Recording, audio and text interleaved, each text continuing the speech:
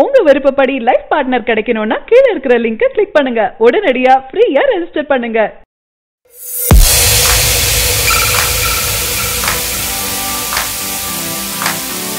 நடிகர் கார்த்தி நடிப்புல சமீபத்துல வெளியான படம் தான் தேவ். இந்த படத்துல இவருக்கு ஜோடியாக நடித்தவர் ரகுல் பிரீத் சிங். இந்த படம் சொல்லும் அளவிற்கு ரசிகர்களிடம் வரவேற்பு பெறல.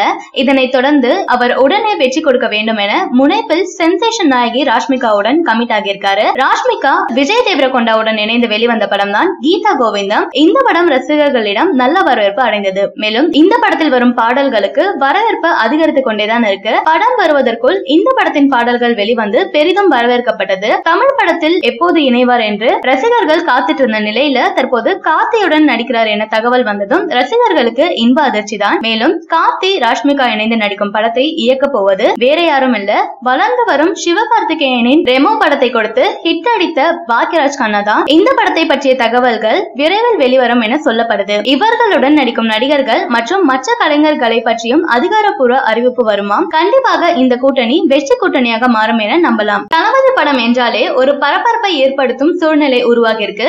சர்ச்சைகளும் சிக்கலுக்கும் பஞ்சமே இல்ல.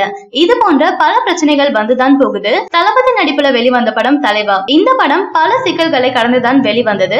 இந்த சிக்கலுக்கு காரணம் தலைவா படத்தை இயக்கிய ஏஎல் விஜய் டைட்டிலில் டைம் டு லீட் என்ற வசனம் தான் காரணமாக அமைந்தது. அப்போது இந்த விஷயம் முதலமைச்சர் ஜெயலலிதா வரை சென்றது. இவரை விஜய் நேரில் சந்திக்க முயற்சி செய்ததும் நடந்தது. படம் தமிழ்நாட்டில் வருவதற்குள் வெளி மாநிலங்களில் வந்ததால படம் வசூல் சாதனை குறைந்தது. ஒரு வழியாக தமிழகத்தில் வெளிவந்தது. அதன் பின் தளபதி படம் என்றாலே பிரச்சனை வரும், ஆனால் அதனை உடைத்து சாதனை படைப்பார் தளபதி விஜய் என ரசிகர்களால் சொல்லப்பட்டு வந்தது. இந்நிலையில் அவர் மறைந்த பிறகு அவரின் வாழ்க்கை வரலாறு தற்போது அதே இயக்குனரால் படமாக எடுக்க இருக்கு. அவரின் பிறந்த நாளான இன்று இந்த படத்தின் டைட்டிலை தலைவி என அறிவிச்சிருக்காங்க. படத்திற்காக அவர் 9 மாதங்கள் புத்தகங்கள் மூலம் ஆராய்ச்சி செஞ்சிருக்காராம். இந்நிலையில விஜய் ரசிகர்கள் தலைவா தலைவி என இரு படத்தின் டைட்டிலையும் குறிப்பிட்டு கமெண்ட் செஞ்சுட்டு வராங்க. தளபதி நடிக்கும் படத்தின் படப்பிடிப்பு தீவிரமாக நடந்துட்டு வருது. இந்த படம் ஒரு விளையாட்டை மையமாக வைத்து எடுத்துட்டு வராங்களாம். தற்காலிகமாக தளபதி 63 என இந்த படத்தின் டைட்டில வச்சிருக்காங்க படக்குழு. இந்த படத்தை ஏஜஸ் நிறுவனம் தான் தயாரிக்கிறாங்க. அட்லி இந்த படத்தை ரசிகர்களுக்கு ஏற்றாற் போல் எடுத்துட்டு வராரு. மேலும் இந்த படத்திலும் ரஹ்மான் தான் இசையமைக்கிறார் என்று ரசிகர்களுக்கு தெரிந்து மகிழ்ச்சி கொண்டாட்டத்துல இருக்காங்க. தளபதி 63 படத்துல நடிகர்கள் பட்டாளமே இருக்கு. தளபதிக்கு ஜோடியாக நயன்தாரா நடிக்க முக்கிய வேடத்துல கதிர் நடிக்கிறாரு. மேலும் காமெடியன்களாக விவேக் யோகி பாபு மற்றும் ரோபோ சங்கரின் மகளும் நடிக்கிறாங்க. இந்த படத்துல வில்லன்களாக ஆனந்த் ராஜ் டேனியல் பாலாஜி நடிக்க முக்கிய வில்லனாக மற்றொருவர் இருக்காராம்.